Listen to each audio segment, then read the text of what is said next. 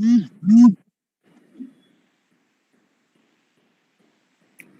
evening, everybody. I hope you're all doing well, and welcome to the panel discussion today. Before we begin, I'd like to lay down certain etiquettes for the audience for the panel discussion. Please do not unmute yourself at any time, especially when the panelists are speaking. If anyone from the audience has a question, they can write their questions in the chat box. And please maintaining decorum at all times. Thank you.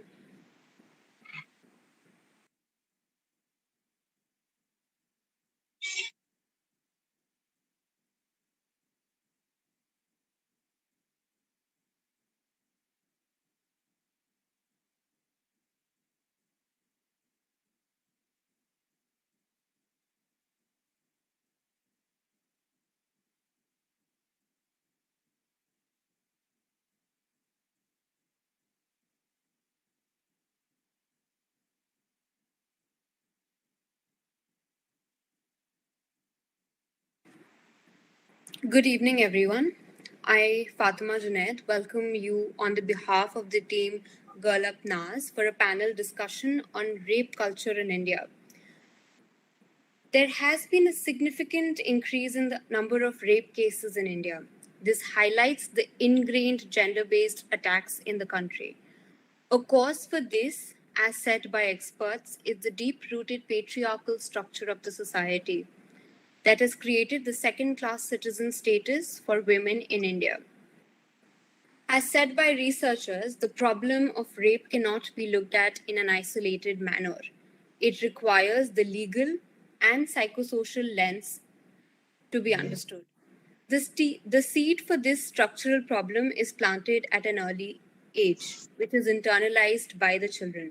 Here, often the wishes of a girl or a woman are not given the importance as that of a male figure in the house.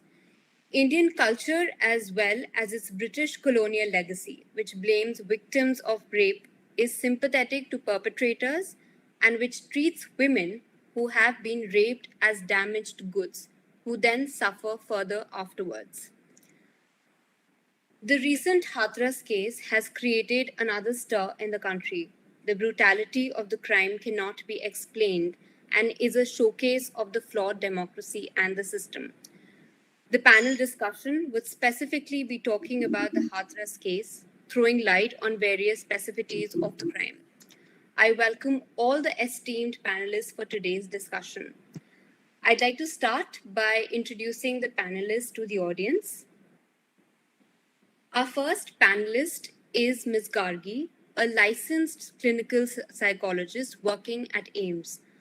Alongside clinical work, she has sought specialized training in trauma-informed expressive arts therapy, psychological first aid, positive psychology, gestalt therapy, and mindfulness-based stress reduction. She works on processing trauma through expressive arts and believes in the amalgamation of psychology with various art media to resolve trauma.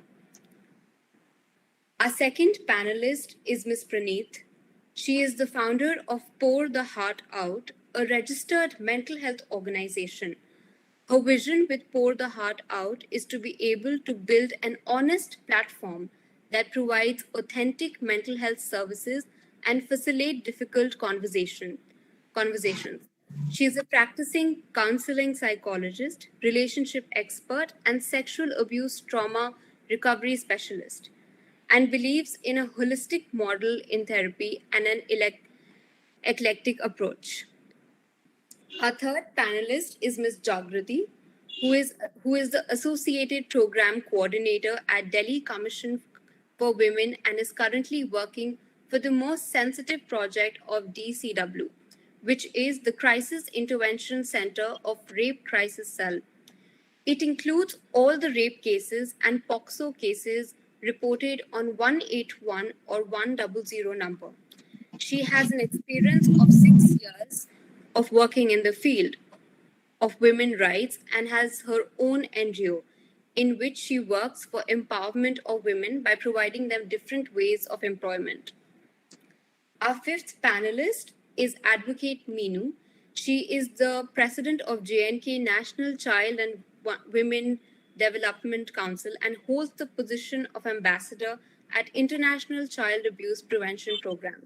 She is the vice president of Child Rights and Women Empowerment Movement, National Council of News and Broadcasting, and is an US Presidential Advisory Committee awardee.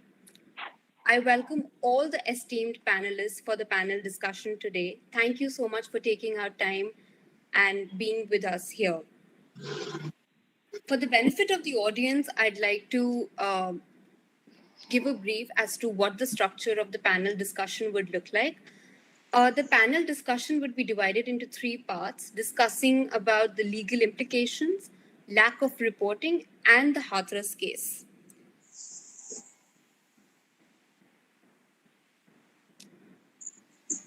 I'd like to firstly begin with the first part of the panel discussions, which discusses the legal implications. Here, I have a question for Meenu, Miss Meenu. Ma'am, am I audible? Yes, you are audible, Fatima. Am I audible? Yes, ma'am, you are. Thank you. So, Miss Meenu, there have been several changes in the law after the Nirbhaya case. But do you believe that that has made an impact? And were these reforms effective? Well, first of all, thank you so much for this beautiful introduction. Can you please repeat your question, Fatima? Actually, I was not able to, listen. Can you please repeat? Yes, ma'am, sure. So there have been several changes in the law after the Nirbhaya case. But do you believe that that has made an impact? And were these norms effective or these reforms effective? Yeah. So, first of all, this, we have witnessed recent Hathras case and, there are a number of cases, in every 15 minutes, a rape happened. If I talk about data, I want to highlight, first of all, the NCRB recent report, which says that a total of 405,861 cases of crime against women were registered during 2019, and it shows an increase of 7.3% over 2018. So, these cases are, we have witnessed that even after Nirbhaya case, we have seen so much, increase in punishment. If I talk about being as an advocate, if I particularly talk about the punishment, about the laws, no doubt the laws are stringent. Punishments, they have deterrent effect. But what is the reason? What is the reason the cases are increasing day by day? We have witnessed so much rise in this. If I talk about particular lockdown period, we have witnessed so much rise in, if I talk about particularly domestic violence cases, child abuse cases, we have seen so much rise in these cases. And rape cases, if I talk about the rape cases after Nirbhaya, there has been increase in rape cases. We have witnessed here in Kathua case in 2018. Recently we have Hathras case. So rape is, it is very common in Indian society, but it has to be gruesome. Like we are talking about today, why we are talking about the Hathras case? Because it has, so much publicity usko mila hai and all that. So वो चीज रहती है. अगर वो case जो होगा ऐसे तो रेप होते हैं. Is it okay if I talk in Hindi? That will be more comfortable for me to part in this discussion. Yeah. So, हमने देखा है कि अभी हाथरस में जो हुआ तो वो जो है इसमें इतना ग्रोसम, इतना ज्यादा हमने वो देखा, तो तभी जाके आज हम लोग डिस्कशन में बात कर पा रहे हैं हाथरस की. अगर ऐसा नहीं होता तो आई डोंट थिंक सो कि हम इस तरह से बात करते, क्योंकि रेप तो हो रहे हैं. मैं I want to share a personal experience of mine. मैं जम्मू कश्मीर की रहने वाली हूँ. यहाँ पर भी एन एडवोकेट मेरे पास रेप केसेस आते हैं. एंड जब आपके पास कोई रेप केस लेके लड़की आती है तो एक हमारे ही यहाँ का केस है और वहां पर उसका लड़की का पहले ही कैरेक्टर असैसिनेट कर दिया हुआ है. लाइक शी इज ताली दोनों हाथों से बजती है, ऑल दी स्टेटमेंट्स जब आपको सुनने को मिलती है. While I was preparing for this discussion, the rape culture in India, मैं YouTube में वीडियो देख रही थी एंड मैंने देखा कि वहां पर हरियाणा की वहां के लोगों की स्टेटमेंट्स बता रहे थे कि what they people think, and it is not only about the Haryana, it is actually ये हर एक इंडियन माइंडसेट में है कि वहां पर कोई 14 to 15 years of age जो बच्चा था, ही वाज सेइंग कि लड़की जीन्स पहनेगी एंड वो तो अट्रैक्ट करेगी ही. इस तरह का माइंडसेट हमारे बच्चों में देखने को मिलता है. मतलब लड़की jeans पहनेगी, this is the statement of a child who is just 10 to 15 years of age, between 10 to 15 years of age. अगर इस तरह का स्टेटमेंट बच्चों की तरफ से आ रहा है तो माइंडसेट बच्चों का तो बड़ों का तो हम एक्सपेक्ट कर ही सकते हैं, because they are the teaching. Parents जो हैं वो स्ट्रिक्ट नहीं है. लॉज जो है, no doubt after Nirbhaya strictness है लॉज में, पनिशमेंट इंक्रीज हुई है, डेथ पेनल्टी से ऊपर क्या होगी, लेकिन where is the implementation. I mean we have seen कि निर्भया केस में भी 7 साल लग गए इसको डेथ पेनल्टी जो है वो एग्जीक्यूट करने में कल्प्रिट्स को. तो निर्भया केस जिसमें मतलब कि हर एक बच्चा गली गली में ऑल ओवर इंडिया से हर एक लोग जो है एकजुट हो गए थे एंड दे सेड कि नहीं इसमें पनिशमेंट होनी चाहिए, उसमें 7 साल लग गए उनको एग्जीक्यूट करते करते कल्प्रिट्स को. तो वी कैन नॉट एक्सपेक्ट कि रेप केसेस में अगर वो लड़की बच जाएगी, मतलब एक लड़की को शहादत देनी पड़ेगी, उसे बलिदान देना पड़ेगा अगर उसे पनिशमेंट अपने लिए जस्टिस मांगनी है. अदरवाइज रेप केसेस में जो है वो इसी तरह से होता है. एंड मैं अपना ही पर्सनल एक्सपीरियंस वो कर रही थी, शेयर कर रही थी. तो उसमें क्या है कि वो रेप केस की वो लड़की आई एंड उन्होंने वहां की जो उस एरिया का जो गांव है, they have already character assassinate that girl, they have already declare that girl कि नहीं इसी की गलती होगी. मतलब रेपिस्ट के बिना अलावा वो हर किसी को फॉल्ट, मतलब हर चीज में फॉल्ट ढूंढते हैं लोग, लेकिन एक रेपिस्ट को फॉल्ट नहीं ढूंढते. अगर रेप हुआ है एक लड़की का और वो जिंदा बच गई है तो मतलब कहीं ना कहीं इसी की गलती होगी. Like I said, told you कि ये जीन्स वाला स्टेटमेंट एंड ऑल दैट. मैं एक पर्टिकुलर यहाँ पे एक जो है रीसेंट जो अभी हमारे फॉर्मर सुप्रीम कोर्ट जज हैं उनका एक सेक्सिस्ट रिमार्क्स जो हमने अभी पीछे बहुत चर्चा में भी रहा है, वो मतलब उनका जो स्टेटमेंट है that is I have written here, I want to share. He said through that statement that I condemn the Hathras gang rape and call for harsh punishment of the culprits. However, having said that, there is one aspect which needs to be considered. Sex is a natural urge in man. It is sometimes said that after food, the next requirement is sex. In a conservative society like India, one can ordinarily have sex only through marriage. But where there is a massive and rising unemployment, a large number of young men cannot marry, as no girl will ordinarily marry on an unemployed guy. I mean, this statement has come from the former Supreme Court judge. अगर उनका logic ये है rape के पीछे, तो what we can expect from the normal common people. ये type की statement देख के जो है इस तरह के रिमार्क्स, इस तरह के मिसोजिनिस्ट रिमार्क्स, ये पेट्रियार्कल माइंडसेट देख के आई थिंक हम क्या एक्सपेक्ट कर सकते हैं कॉमन पीपल से. लोग जो है वो पहले ही एक लड़की के लिए वो स्टेटमेंट रहता है कि good girls do not rebel, good girls do not they have to be suffer in silence. इस तरह का माइंडसेट जो है रेप कल्चर की, अगर जैसे आपने कहा कि rape culture whether it is a myth और it is a reality, of course it's a reality. India में rape culture is a reality.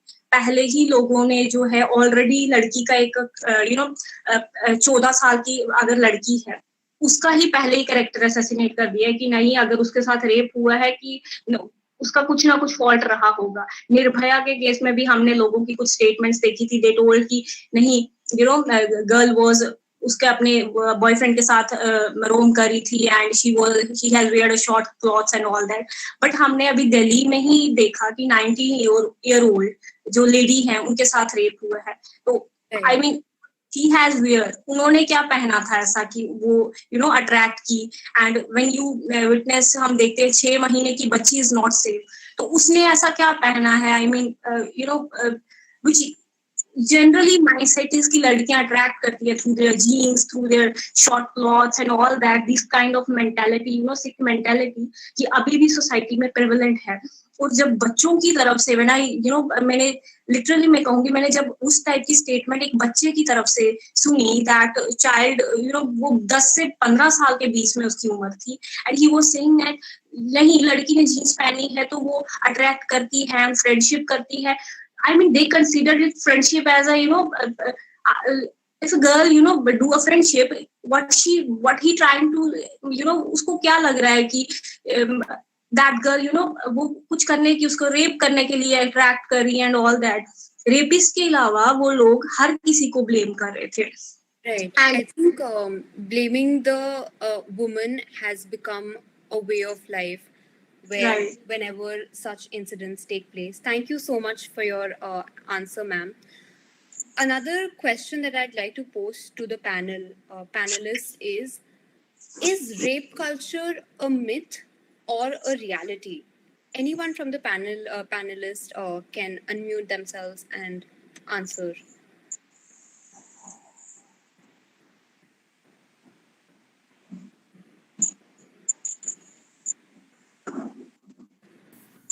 Hi, Hi.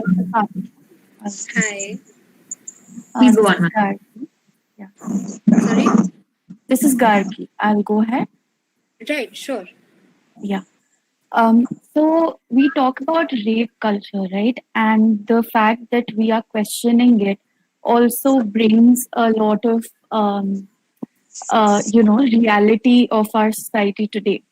What is culture basically, right? Culture is the ideas that we hold, the attitudes that we hold, the customs, the behaviors that we do as a particular society, as a particular group of people. And that is where, we can, dissect these aspects and see what kind of things are going on around us. It can be seen right in our most micro circles as well. So, firstly, like our ideas about rape, like how even Meenu was mentioning right now, who do we blame? What is our attitude to begin with? The first thing that comes is at what time was the girl out? Okay, what was she wearing? What is the direction of our, even evaluation or attitude in whenever an incident of rape happens? Then our ideas about stereotyping of gender, what is masculinity? What is femininity? How a man is supposed to be, how a woman is supposed to be, the kind of emotional expressions both are allowed to, portray. So these are the kind of factors that come. Then the sense of entitlement that one gender is probably by birth given over the other gender, and how, like we have spoken about, women being second class citizens, then if you come to our customs, again the thing of male birth being celebrated more than female birth, right? Some rural places, the myth is that if they celebrate a woman's birth, then there will be more female births, and that's not something that they want to do, right? Then a lot of rites that are performed, the customs, the rite is given to the male. Okay. There is something called female genital mutilation that happens. It's a custom in many cultures in India and across the globe, which again tells us about the cultural prevalence or the practices that we do that put women on a lower pedestal as compared to men. Okay. Then also issues like marriage. Marriage is a custom, and marriage is also considered as an entitlement of sexual relationship. And in that scenario, we do not even recognize something called marital rape.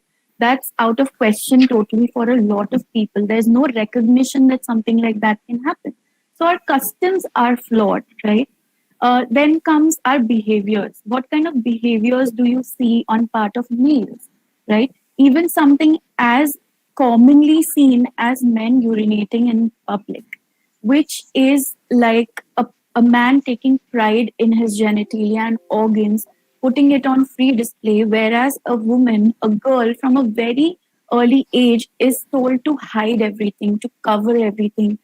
Then comes seeking right to other public spaces, like how many women do you see शाम को जब आप चाय के ठेले पर जाएंगे, how many women do you see roaming around in groups? We don't see that. So the access to public spaces.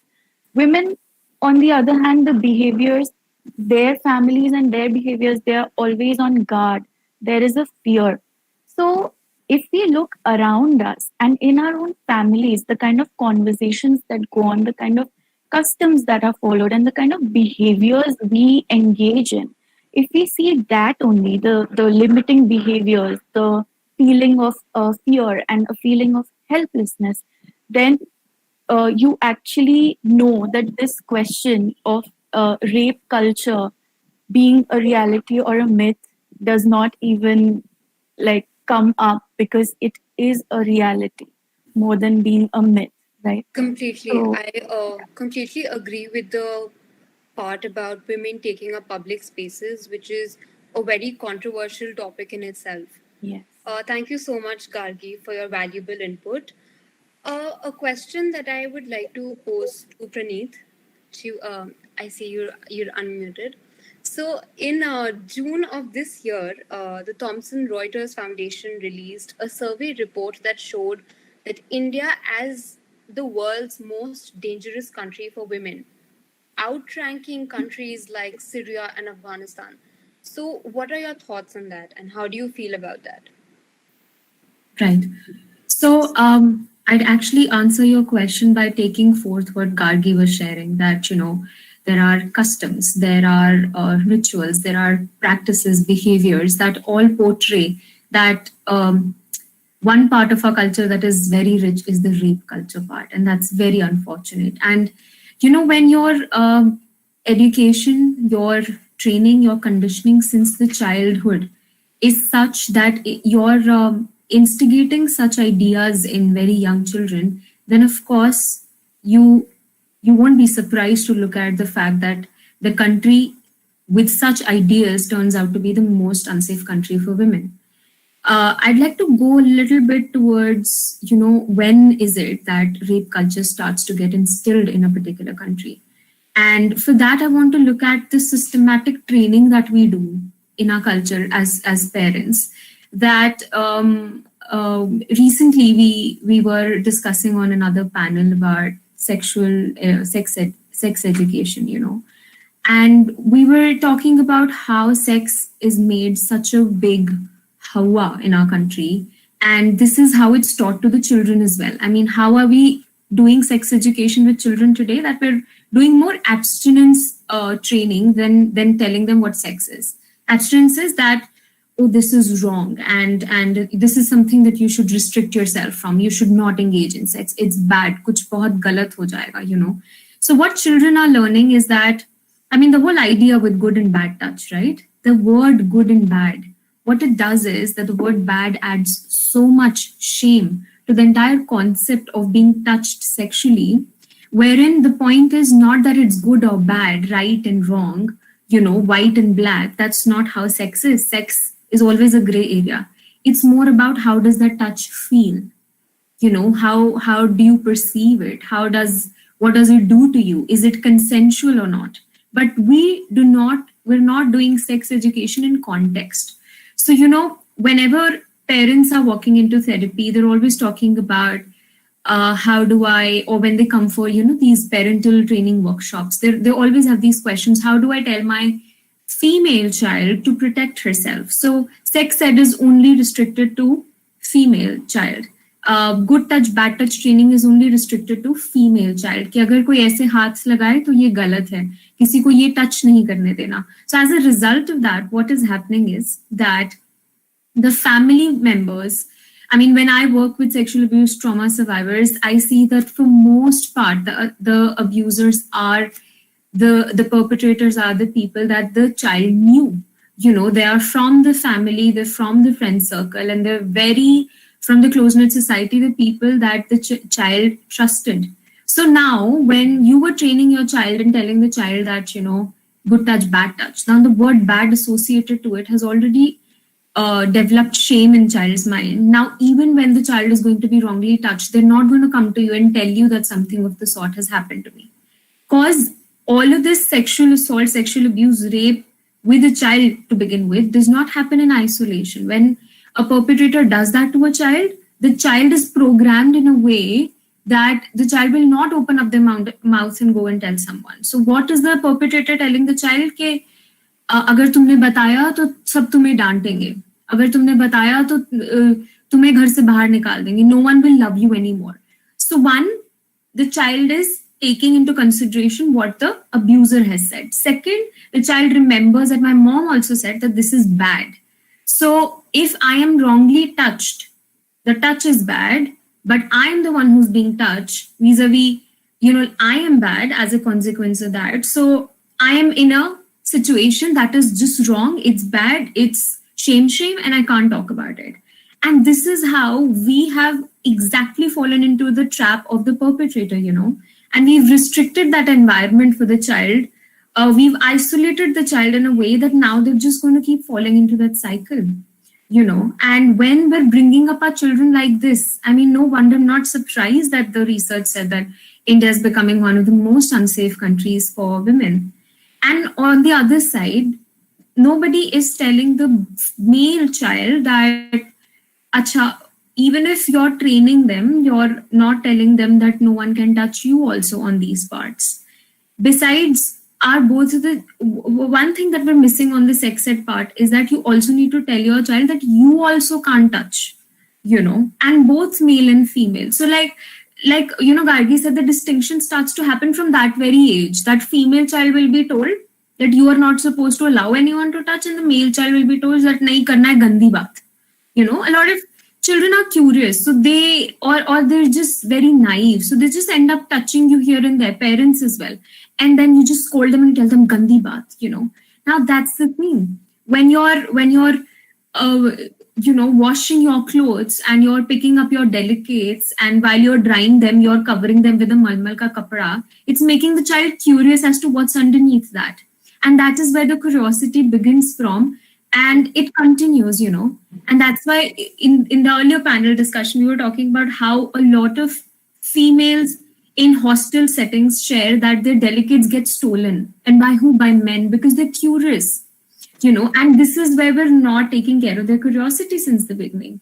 So this is how we're approaching the whole business of sex. And there is curiosity, there is a lot of untamed energy, there is a lot of non-channelized energy. And while we're proceeding with all of this, nobody is telling the child what is the safe part of sex, what is the pleasure part of sex, what is the respect and the consensual part of sex. And not to forget the power bit. We think that sex, rape, sexual abuse is about the sexual desires. I mean, that's so wrongly judged. Minu shared, the very misogynist remark of the former Supreme Court judge, and he said that men are going to have sexual desires, and they're going to wanna, have their desires be met. But what we don't understand is that sexual abuse and rape has nothing to do with sexual desire. It is all about power. It is about power. When we think that we're like, Fatima, you very rightly said, there's so much entitlement, Garima also talked about entitlement. Men or women or any perpetrator, basically, from wherever gender, whichever gender they're coming from, they think that they have some sort of power to take over another person as if they're not a person, as if you are entitled to their body and their sense of self and you can overtake them, And this kind of a ruthless mentality and not respecting another human is what is leading to sexual offense to begin with. So, yeah, I mean, I completely agree with the statement. Thank you so much, Praneeth, for sharing your valuable input. I think I completely agree with the point of sex education, which should be started at the very lower level, which is our schools and middle schools. And rightly said that there is a lot of curiosity in everybody. And, we need to find a way of channelizing that curiosity in a very safe and consensual manner. Like everybody in the country only talks about the desires of men, but not of women, which is in itself a very taboo that we cannot speak about in even in the 21st century. So, completely agreeing with that. Moving on, I have a question for Ms. Jagriti and Ms. Rahima. Um, am I audible to both the panelists? Yes, you are. Right. Okay. The question goes, there are sex offender registries in the West, which is available to both the law enforcement as well as the public. Since the national database of sex offenders in India is only available to law enforcement, do you believe making it available to the public would be beneficial or would be beneficial in any way to the Indian mindset?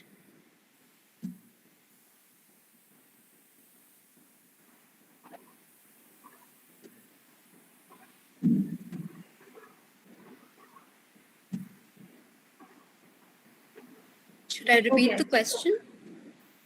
No, I got that. I got that. So, before answering your question, I would like to, focus on the point that we are living in a democratic country, right? A democratic country means we are not being controlled by anyone anymore, right? But right now, maybe the men are not controlled by anyone, but we women, I feel that we are controlled. If not by not by the Britishers, but by maybe the father of a particular family, or the husband, or by the brother. We are being controlled, and that's very stressful, and that's when either women, when she does not have that kind of strength, either she goes into the mindset of depression, or she becomes just rebellious. We have the example of uh, this I'm not remembering the name, but yes, she belonged from Chambal, and somewhere now she is into this. She has become an MP. So either you Devi. become, sorry, Poolan Devi. yeah, right. So either you become a Poolan Devi, or you're so depressed that you are just restricted to one corner of your home. So that's what happens when you are controlled.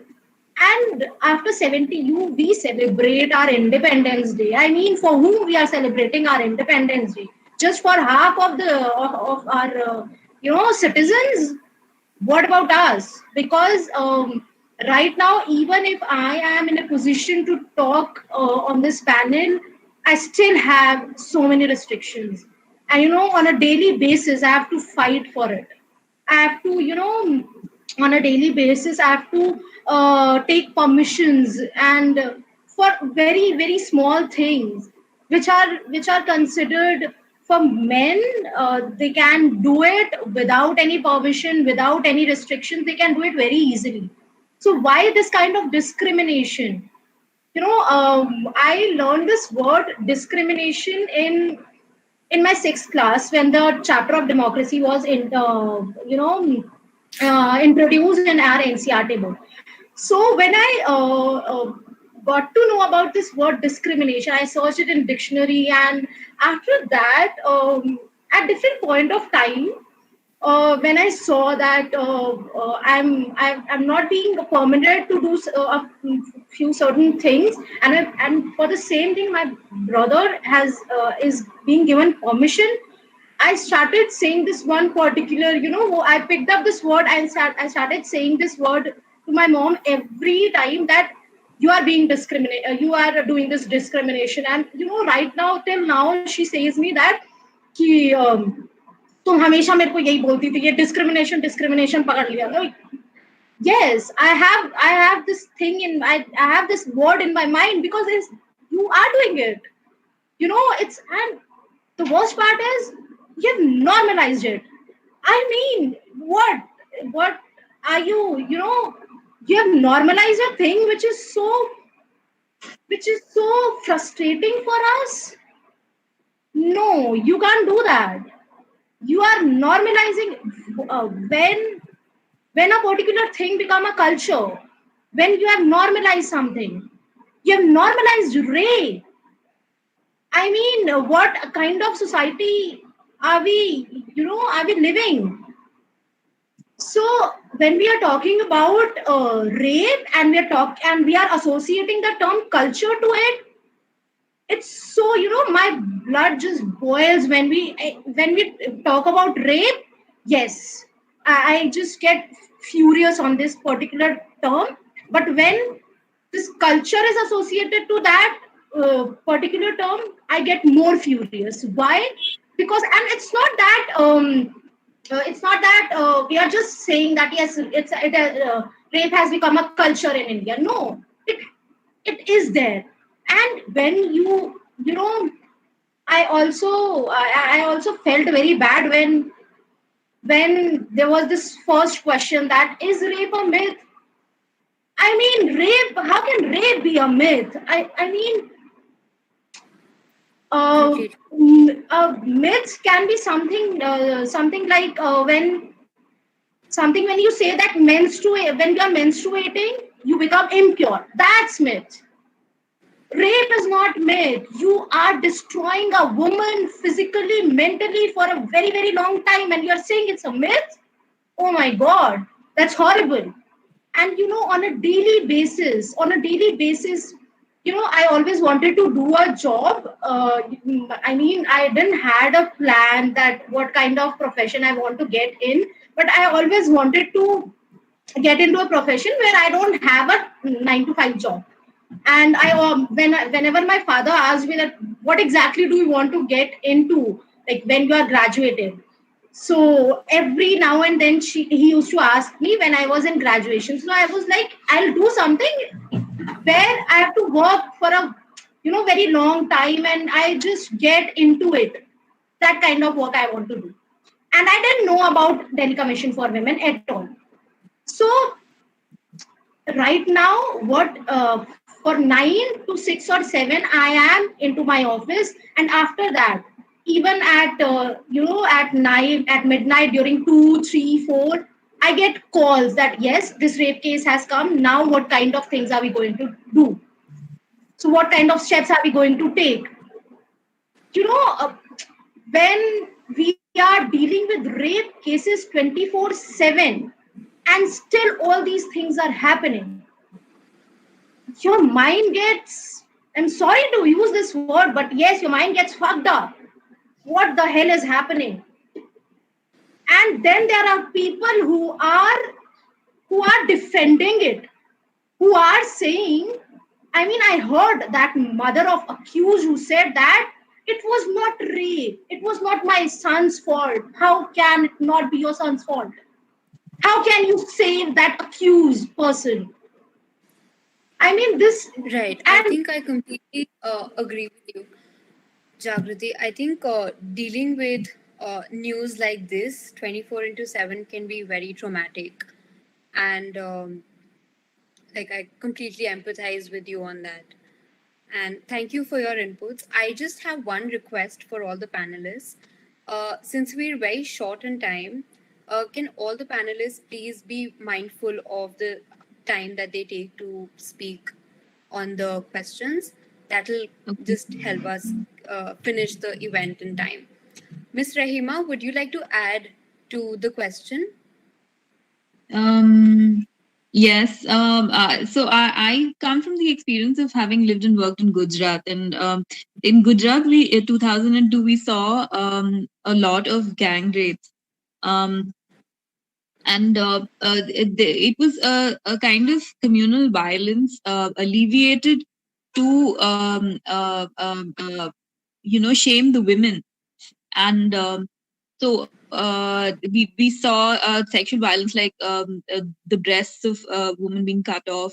Then there was the incident of the fetus, a fetus being pulled out of a mother's womb, and a trishul being and it was sort of like pierced onto a threshold. So we saw evidences of such sexual violence, and so it's also, I think, it uh, I think that as women we need to think about these kinds of acts, and we need to also deconstruct religion um, in a way such that it can for example, what in 2002 we saw women from the majority community like Maya Kodnani, they were like encouraging the riot, uh, uh, uh, the rioters, and as women we need to perpetuate the idea that all women are women, and the kind of violence that we've seen on Dalits is of a nature that really we've learned how to totally cover up the blame. We've learned how to completely normalize it, and that shouldn't be the case. I'll come back, but I wanted to bring out this the nature of communal violence. Thank you so much for bringing that. I think it's a very important aspect which we need to include in such situations. A question, moving on to the second part of the panel discussion, where we talk about the lack of reporting. A question for Miss Meenu. Ma'am, am I audible?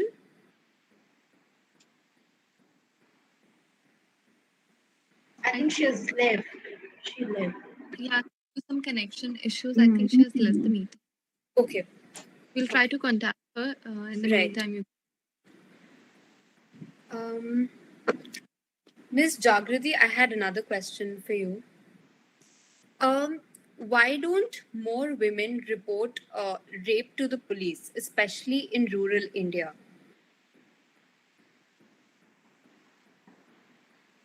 Okay. So, first of all, when we are talking of police, so it's not the fault of the institution, because there are certain these kind of seminars, workshops which are held for police personnel to sensitize them, and for regarding gender issues, and not just gender issues in general also, that when a particular person, whether a male or a female, comes to you, you have to behave in a certain way, because you are in a public service and you are directly in contact with the public. So they are given certain workshops and seminars, but I haven't attended one of those seminars, and I've seen these police personnel. They are given a former, and they are asked that what exactly do you learn from this, and most of them are not at all interested in that, because they are so much burdened by the work, also because there is very much lack of placement of these police personnel, right? So one thing is there is sufficient gender sensitization workshops and seminars, but then there is lack of placements. Second thing is why a woman does not report. And come to your question that in a rural area, from the rural area, why they don't report. First of all, I'll talk about in general why they don't report. That when they come to the police station, they are asked certain questions which they are not supposed to. That is why crisis intervention center.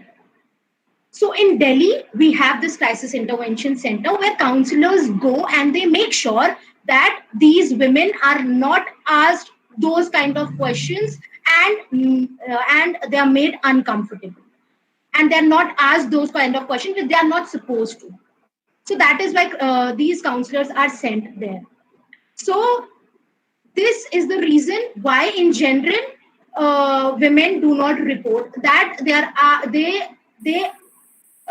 they are given so uncomfortable, they are given so uncomfortable situation that they're not able to talk about it.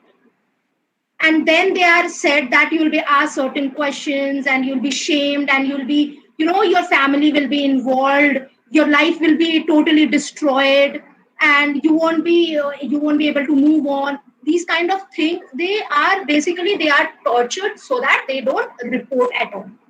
Now coming to your question, that why they don't report in rural areas.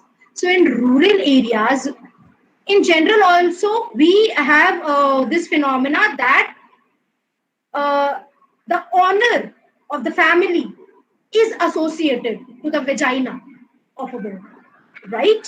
In general also there is this phenomenon. But when we are talking of the rural population, in rural area, the whole family, the whole khandan, the reputation of the whole khandan is dependent on the vagina of that particular, the virginity of that particular woman. That yes, if this if the women of our family has been raped, that means our honor is lost, and we we we we should not report it, and we should not allow that woman to report it. And when there is no support, because already that rural woman is not so much independent. I mean, we are talking in a very free manner. We are given enough space, but in a rural country, then they're not given space at all, and they're very much restricted. And on the top of it, when they are, they do not get support at all, and instead of that, they are shamed for it and they are blamed for it. I mean, the women who is already in trauma, that particular woman who should be given support from the family is being blamed by her own family. Do you think that woman will be able to go and report it? No, not at all. So there, the role of the police comes next. First of all, the role of the family comes. And then ultimately, when that woman goes to the police, even in the, if in case that woman goes to the rural country, at the rural place, if that woman goes to the police, then we see such kind of things happening like Hathras. So Right. this I think is it's always how there is a blame game happening at the first always. tier itself, which occurs at the family, and then it's later by the police. Rightly said, where you mentioned that it's always the woman who is the carrier of the izzat, as we call it, of the family, and how it affects her and her trauma is kept aside. So thank you so much, Jagrati. Praneeth, I have a question for you. Can you talk about your experience with sexual abuse victims that you worked with? Just throw a little light on how has your experience been with them, and what is the trauma that these victims go through, and how is it that do they cope with that trauma?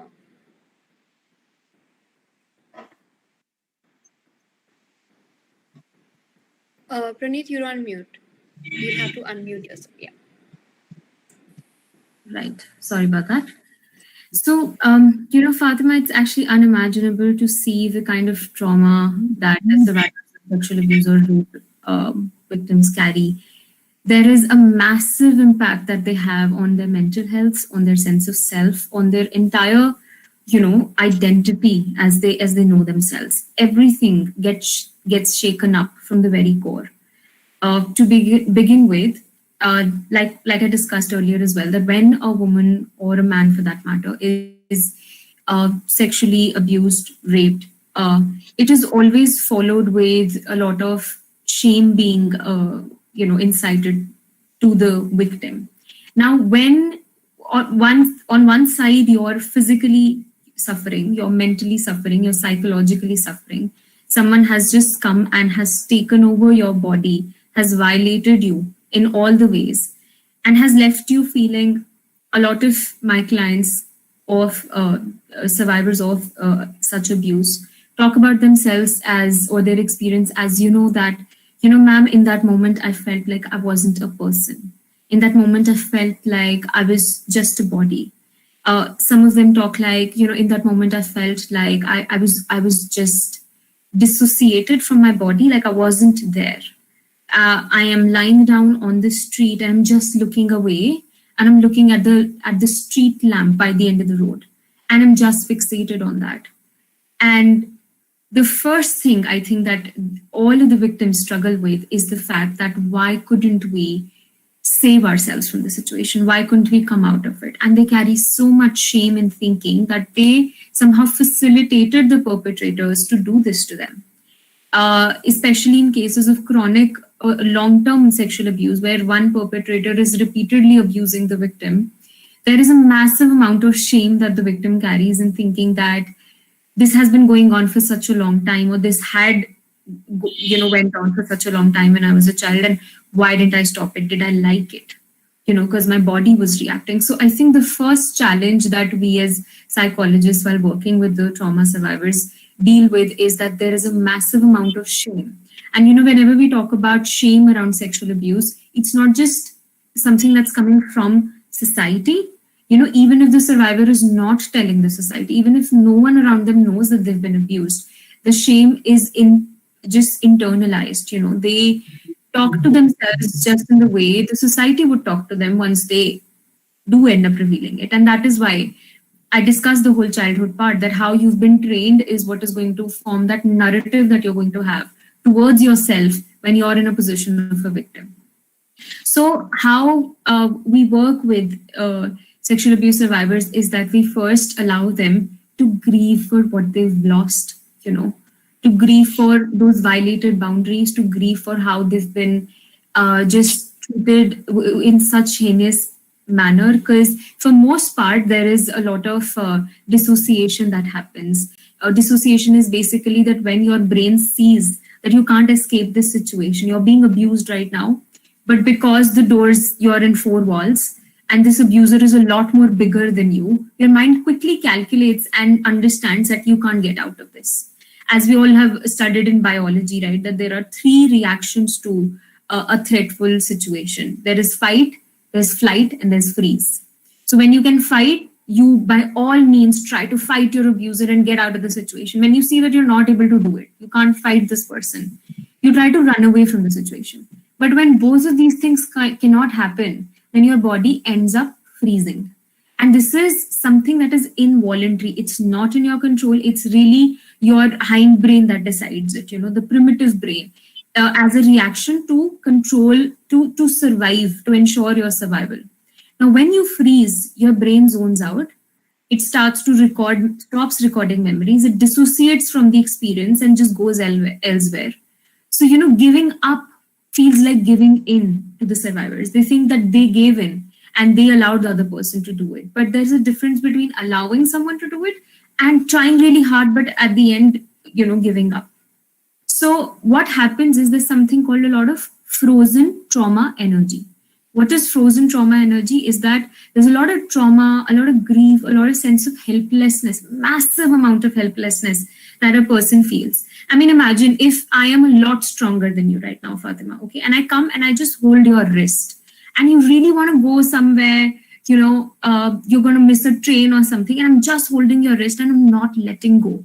And I'm so strong that you can't get yourself rid of my hold.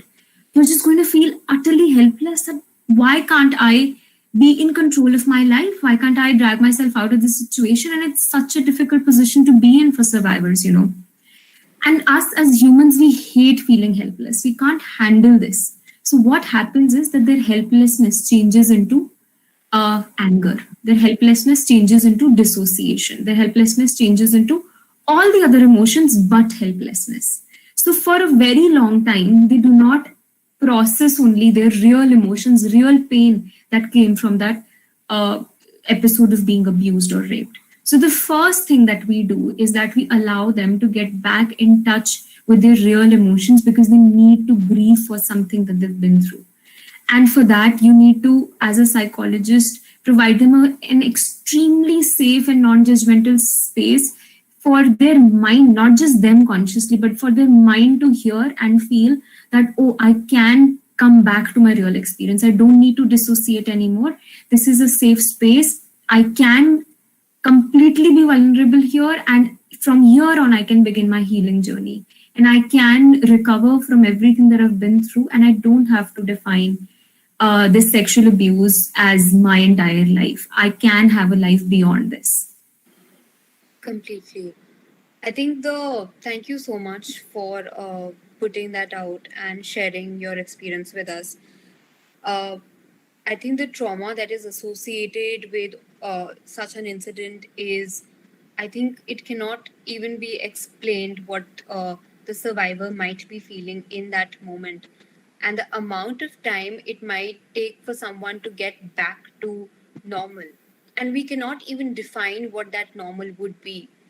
So that's a completely traumatic situation that a lot of us cannot even imagine. So the work that you're doing, keep it up. I mean, it's really good.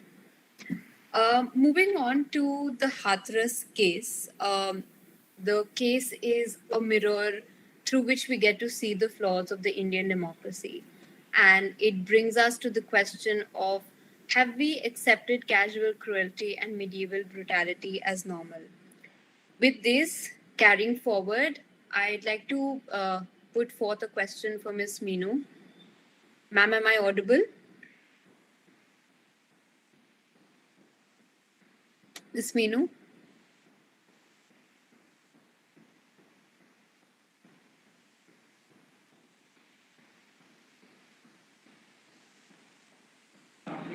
She was trying to connect. I think you can move on to the next question. Okay. I have a question for Ms. Rahima.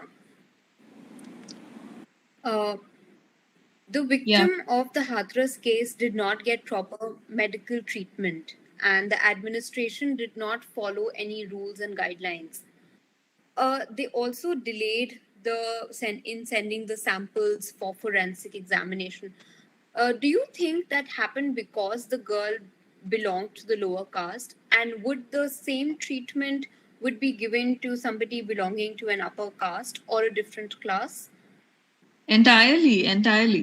The way this case, it took a very long time for the evidence to emerge, and they kept denying the rape charges many times, and I think it was at least 9 days before um, uh, the victim the victim claimed that she'd been gang raped, but her testimony was not given value. So all these things lead us to suggest that there was a silencing. Right.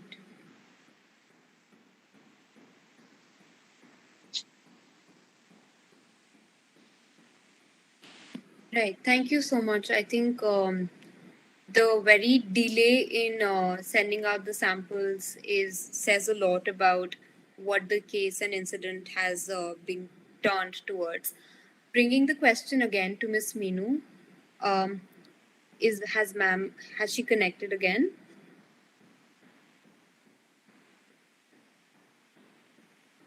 Miss Meenu, can you hear me?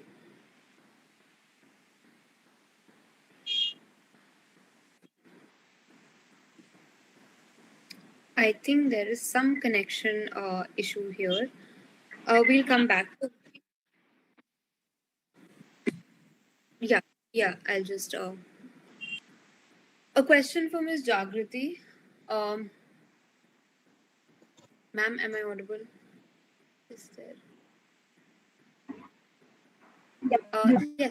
If the allegations are true, and if the case was handled in a very irresponsible and illegal manner, and in case of proven wrongdoings with the higher authorities, will they be responsible and face consequences?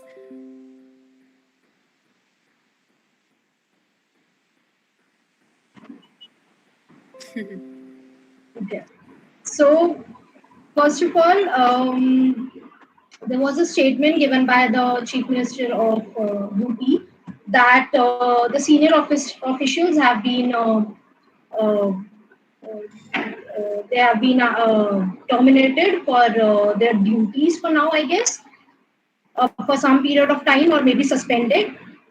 But then the point is that you know even if you give some kind of punishment or some kind of suspension or termination to these people are higher officials, higher authorities who just don't come to that level just like that. They go through a proper channel. They go through this proper education system. And we talk about education when we are talking about all these things happening in our society. But then how is it related to the fact that yes, education is going to bring change in the mindset of the people? Because I've seen people who are not educated, but yes, they have this kind of mindset that I am going to give same kind of rights and freedom to my daughter what I am giving to my boy child, right? So the thing you said that these people, whether these people should be, can you please once repeat your question?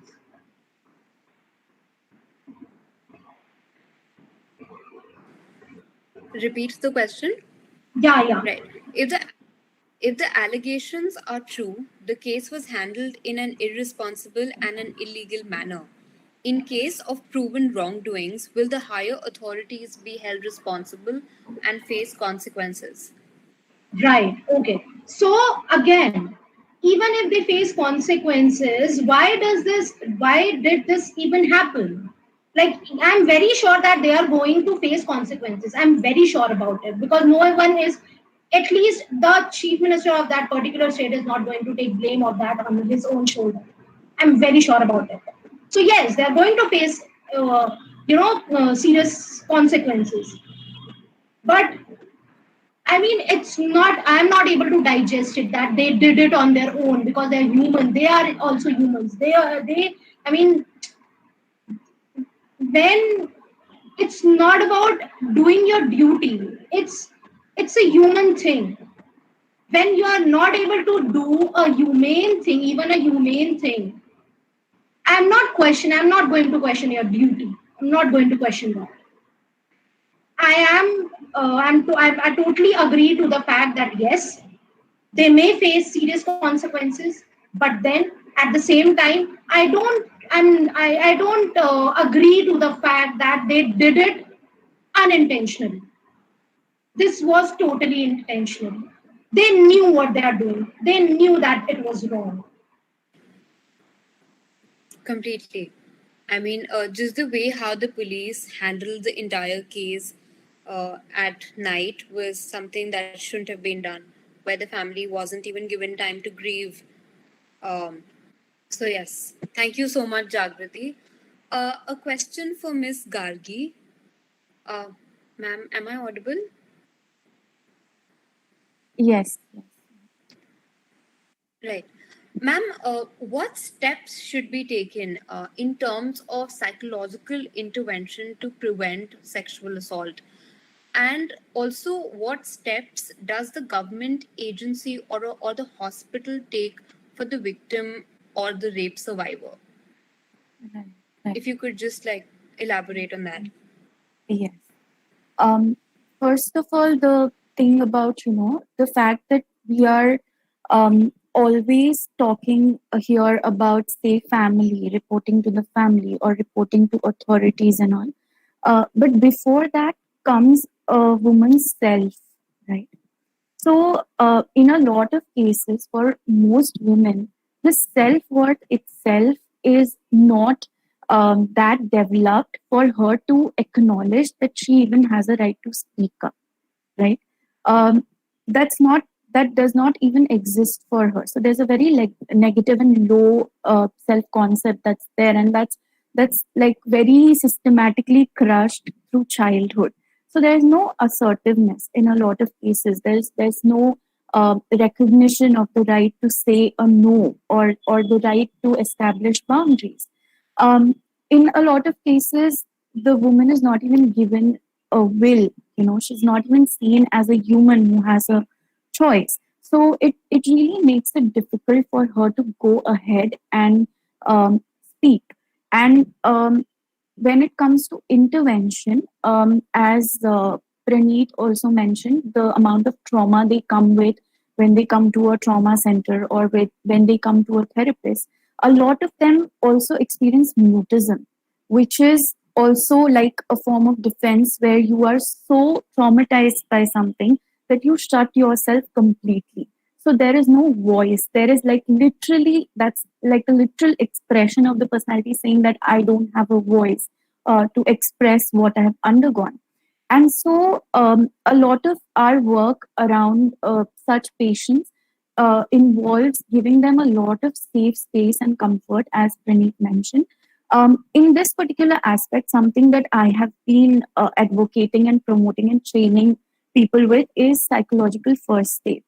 So we talk about physical first aid when somebody falls, what to do, what not to do, but we never really teach the importance of psychological first aid.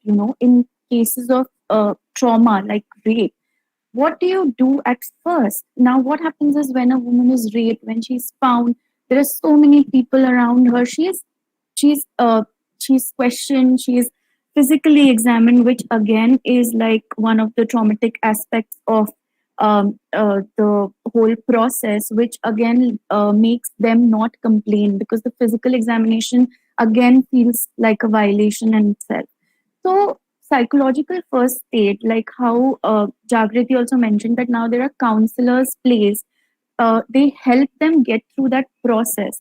So psychological first aid will help you, give that sort of a cushion or comfort, so that the damage that's done is not further taken so deeply into the psyche that something worse turns out of it.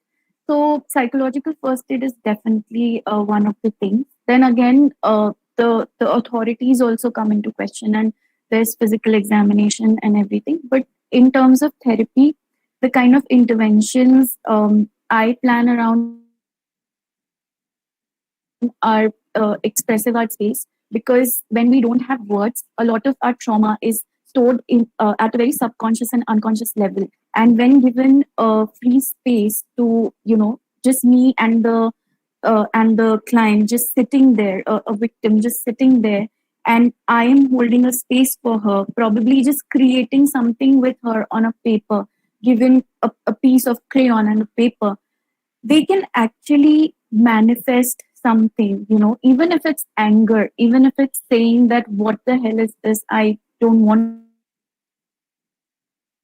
to do this.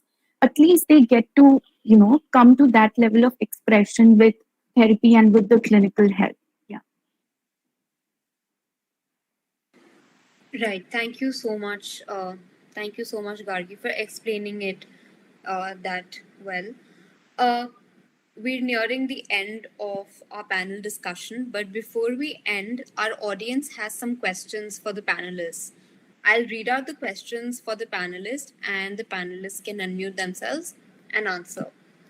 Um, there is a question by Mridul Singh, a question for both Gargi ma'am and Praneet ma'am. How the women who get sexually abused in a marriage, marital rape, deal with it?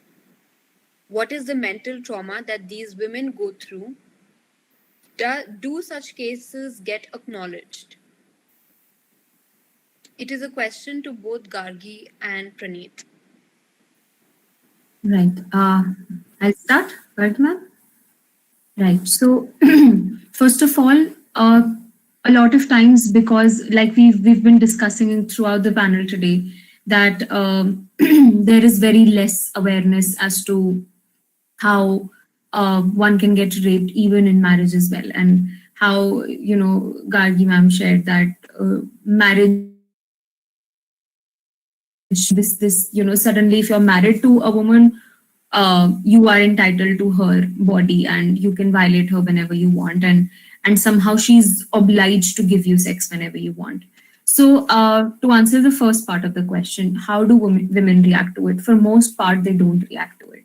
For most part, they don't even understand that they have been violated, because they are trained from the very beginning, especially in Eastern cultures, that you are uh, you are born in this world to please men or the man that is chosen for you, and your body and your beauty is for them to consume. And with this training, they sort of completely overlook how they are feeling while they're at it, while they are experiencing a sexual activity with their partner. To answer the second part of the question, how does it affect them? It affects them so much that their sense of self and self respect is completely then lost from the marriage. So, what happens is that when you undergo trauma, but you don't recognize that trauma, you don't acknowledge it. Now, it's only you not acknowledging it on a psychological level, but your body, your mind, your brain has felt the trauma on all levels. So, some of the sort of symptoms or signs of that would be that A, you're going to be extremely uncomfortable physically and emotionally, both, when you are being raped in a marriage. So this is how you demarcate, right, that this wasn't consensual, that you were just sharing the intimacy with your partner only up until one point, and you didn't want to go any further from that. But the permission that you gave for that first act is taken advantage of, and the partner decides to go all the way through despite you resisting. Now, a lot of times, again, here also married women think that, but I didn't resist, I wasn't assertive enough. So my partner must have thought that it's all right, I'm all up for it. But that's what we need to understand, that consent is not just restricted to saying yes or no, but it is also about how enthusiastically has the person involved in the sexual activity. So if you're not enthusiastic enough, it means that you didn't want it.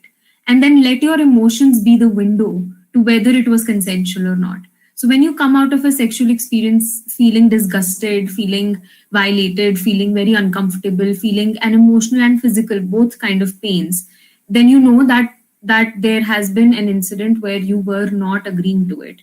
And what trauma of that looks like is that you develop a lot of fear around your partner. You can be guilt tripped into giving sex to your partner. So you experience obliged, you feel fearful, you feel guilty around your partner. You stop becoming assertive in the marriage. You are anyway a lot less assertive. Then now all the more you feel like a sense of a loss of sense of self in the marriage. So when you're repeatedly violated like that, you almost feels like my partner is only looking at me as a body, and then that get internalized so much so that after a point even you start to look at yourself as a body. And that is why a lot of women in marriages settle with this role of only being there to please the man, do the house chores, bear children, and just do the responsibilities properly. And throughout this, they never ever think about how are they feeling, what do they want, what are their needs, etc. One of the very common manifestations of that is that women who go through such kind of abuse in marriage start to develop very unexplainable body pains. So these pains will have no fundamental biological foundation to it. They will have no biological issues, but they'll have very random pains at any part of their body when they're going through any kind of sexual tension. This is seen in women who do not get to have sex with their partners for a very long time, and also in the women who are then forced to sort of have sex. They give sex more than have sex, with their partners. So this makes them feel that they are basically just limited to their sexual identity, like who they are sexually or what can they offer sexually. That is all that is to them, and they're no more than that. Gargi, would you like to add to that? Yeah. The trauma, it is psychologically embedded to a very deeper level. And as Praneet said, there can be feelings like feeling very depressed, a lot of eating disorders, issues with eating come up. There can be there can be very negative self-image that develops. There can be suicidal ideation in certain cases. You also see something that we call post-traumatic stress disorder in like prolonged relationships like these. So there's a lot of feeling of being shocked, being very anxious. There's intense fear that comes, and this is the psychological part of it. A lot of these men also are very sadistic in nature, so they do a lot of beating. They also mutilate their genitals as well. So these women come with very different sort of injuries, and that's also very painful to even see. Um, and apart from that, physical problems also include sexually transmitted diseases that they are not made very aware of, and they cannot speak very openly about. Then they could have undergone multiple abortions as well. So that also plays a part. Now, in terms of these women and their lack of assertiveness, or these men and their way of perpetrating these sort of violating relationships, this can come from the kind of conditioning that we are put into. So probably they have learned that this is okay, that abuse and physical violence in a relationship is okay, because showing dominance and fighting and these expressions are very openly there in a lot of couples, especially in the rural areas, where the man of the house is beating the wife in front of the kids. And the kid may, as a child, not like what is happening to his or her mother, or the kind of violence that's taking place in the house. But when they grow up, it is highly likely that they subconsciously or unconsciously they take up those same behaviors that they have learned by seeing, and that may actually uh, uh, uh, make them perpetrators in future. So, and for women also, because they might internalize that mother's aspect of being dominated, being not having a say, not having a choice, and always having to still please the man of the house, serving him food with that much of care, otherwise the thali will be thrown. So this all of these responses are pretty much learned. That's why even the recognition that I have been violated comes pretty late in a lot of cases, when they actually come to the clinics and all.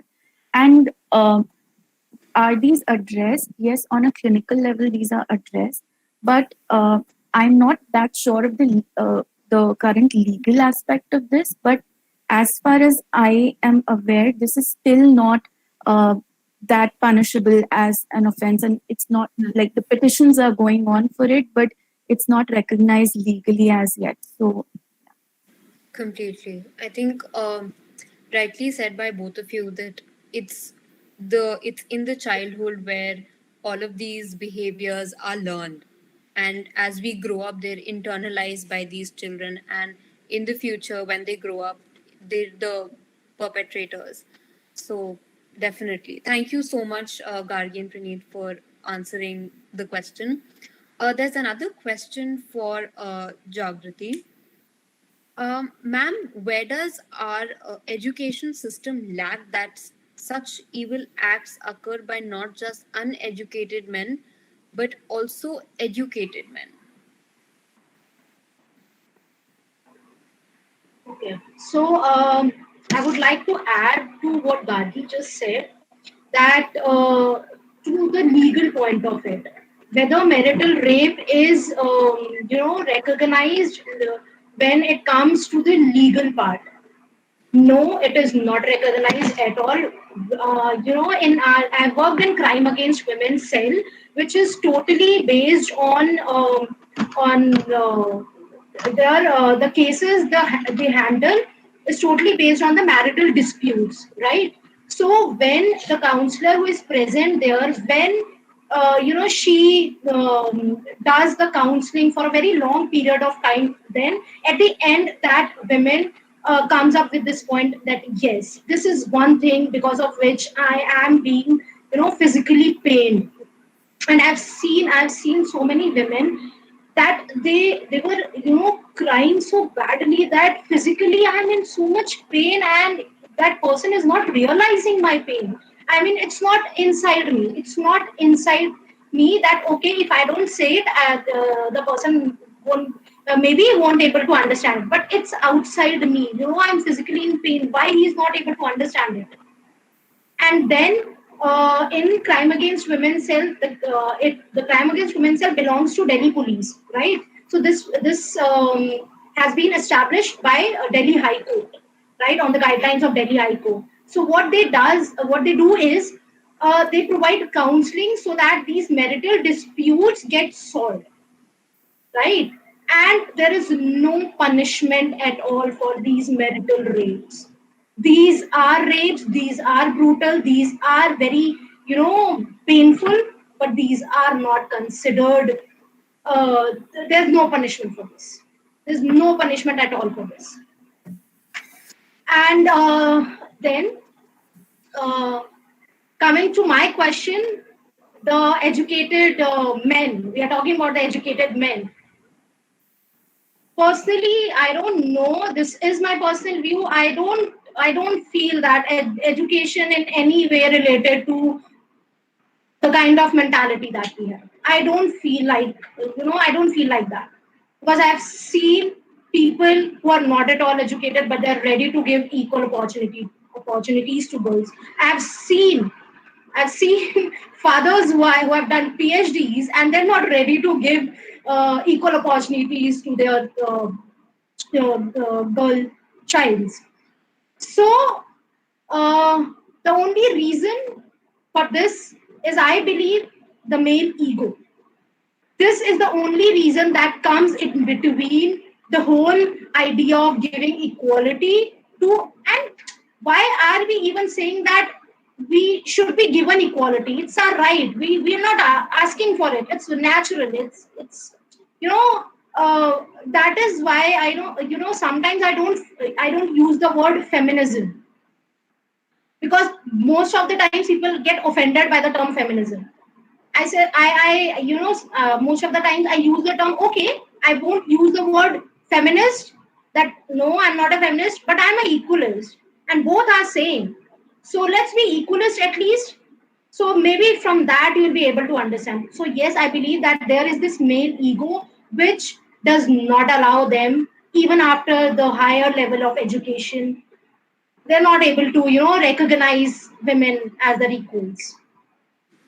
Right. Thank you so much, Jagriti. Um, I'd like to conclude the panel discussion here and put forth a little summary of the session. I think whatever I could gather, and I'm sure the audience could have gathered, that gender roles, which both our psychologists had pointed out, that since the very beginning, from the childhood, it is where the base, the root is planted, acts as a great uh, growth to the perpetrators who are there out on the streets.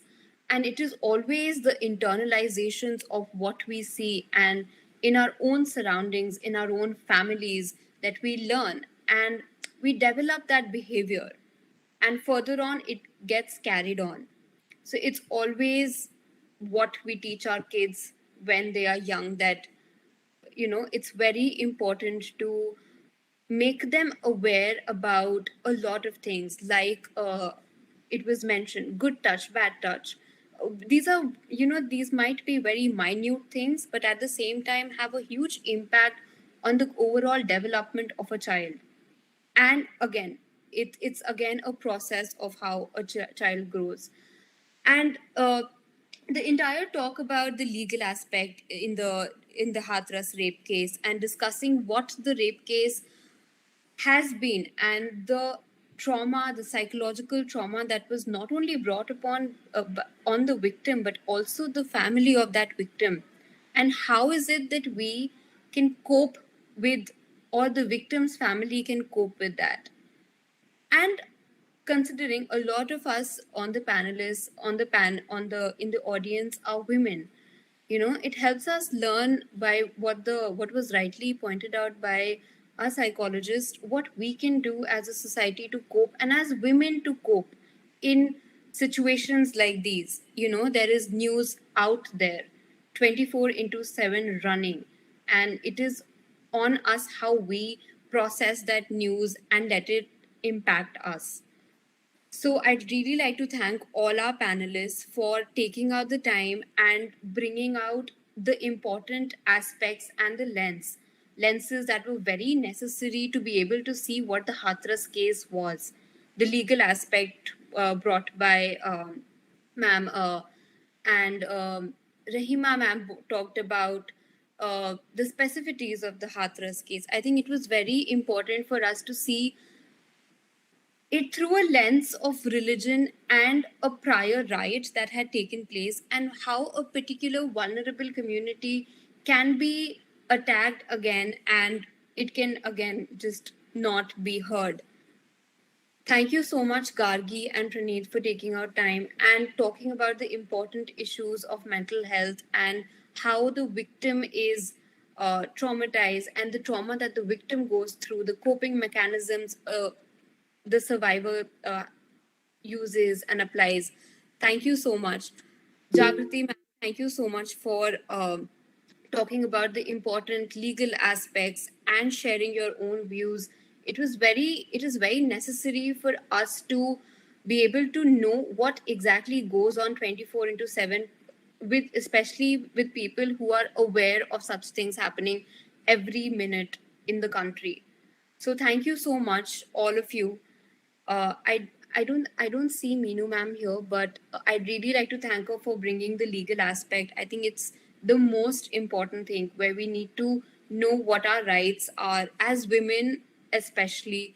We need to know what's going on, what are our rights in the Indian democracy. So thank you so much, the audience. Thank you for being very supportive all throughout, and the team, GirlUp Naaz, for conducting this session and organizing it flawlessly. So thank you so much.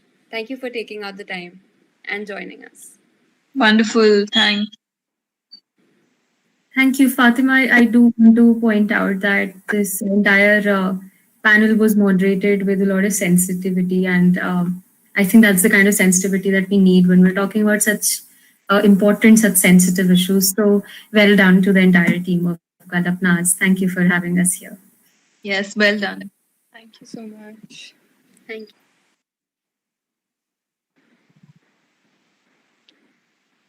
Thank you so much for taking our time.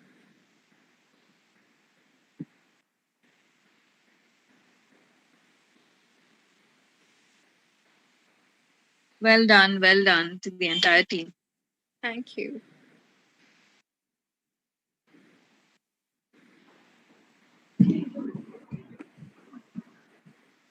It was really nice being here. So thank you for having me here. Thank you. Our pleasure. Thank you so much.